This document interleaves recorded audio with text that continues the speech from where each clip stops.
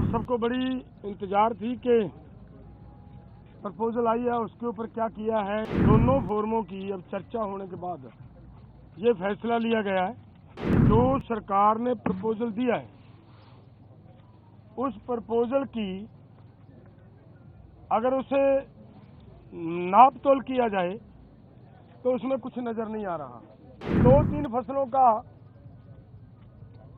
बिकने की व्यवस्था बनाए और बाकी किसानों को ऐसे छोड़ दिया जाए, ये हमें उचित नहीं लग रहा। देश का किसान इसी तरह लूटता जा रहे तो वो हमें स्वीकार नहीं है। आप सबको बड़ी इंतजार थी कि प्रपोजल आई है उसके ऊपर क्या किया है, क्या उसके बारे में कुछ तरह के विचार चल रहे थे।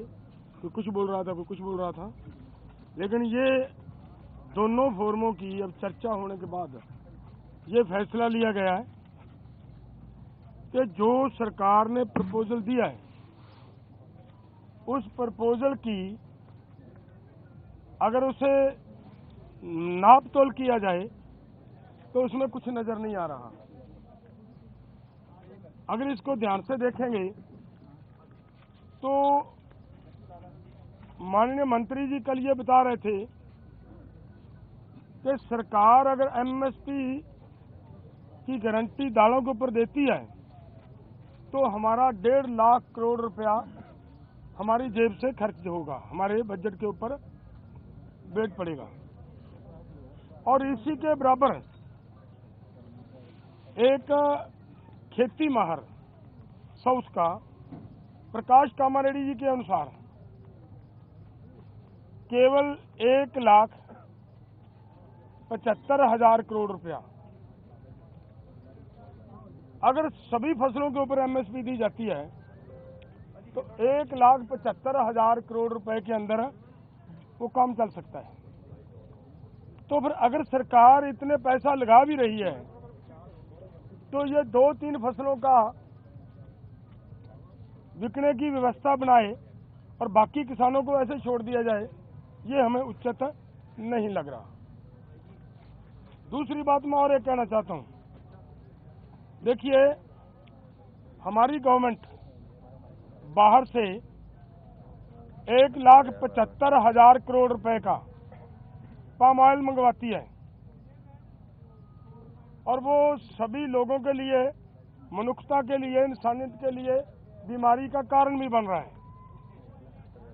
फिर भी उसे मंगवाया जा रहा है। अगर यही पैसा 1,75,00,000 रुपया देश के किसानों को तेल बीज फसलें उगाने के लिए और उनके ऊपर एमएसपी की घोषणा करे सरकार और उसके ऊपर खरीदी की गारंटी बनाए सरकार, तो 1,75,000 करोड़ से उधर के पैसे इधर आ सकते हैं।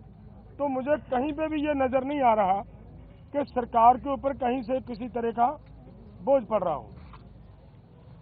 अगली बात मैं ये कहना चाहता हूं कि जो मैंने कहा कि इसे अगर ध्यान से देखेंगे, स्टडी करेंगे तो इसमें कुछ नजर नहीं आ रहा।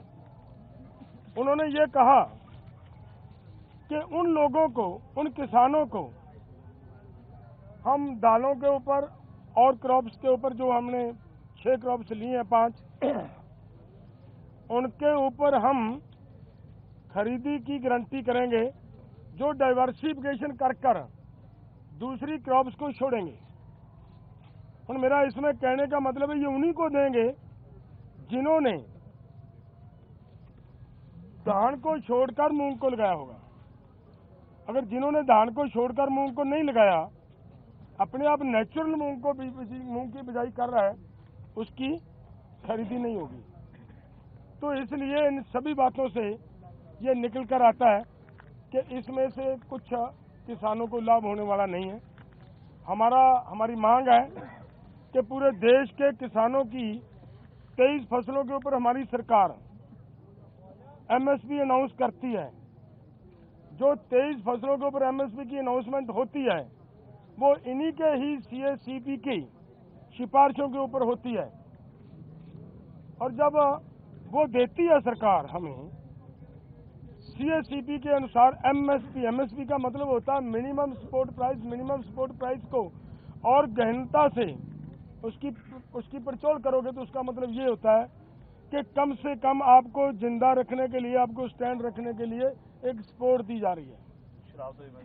आपके लिए कोई भी उसमें इनकम देने वाली चीज कोई नहीं है उसमें, और वो भी देते हैं जब, और उसके ऊपर भी सारी फसलों की अगर हम ये मांगते हैं कि जितनी आप कम से कम भी दे रहे हो भाई, उतनी तो बिक जाए हमारी, उस रेट पे तो बिक जाए, और उसके लिए भी वो गारंटी का कानून ना दें, तो इसका मतलब देश का किसान इसी तरह लूटता जा रहे, तो वो हमें स्वीकार नहीं है। इसलिए इन सभी तथ्यों के हिसाब से हम दोनों फोरमों ने आज बैठकर चर्चा करने के बाद ये फैसला लिया है कि ये जो प्रपोजल आई है, ये प्रपोजल किसानों के पक्ष की नहीं है, किसानों के हित की नहीं है, और इसके अनुसार हम इस प्रपोजल को रद्द करते हैं।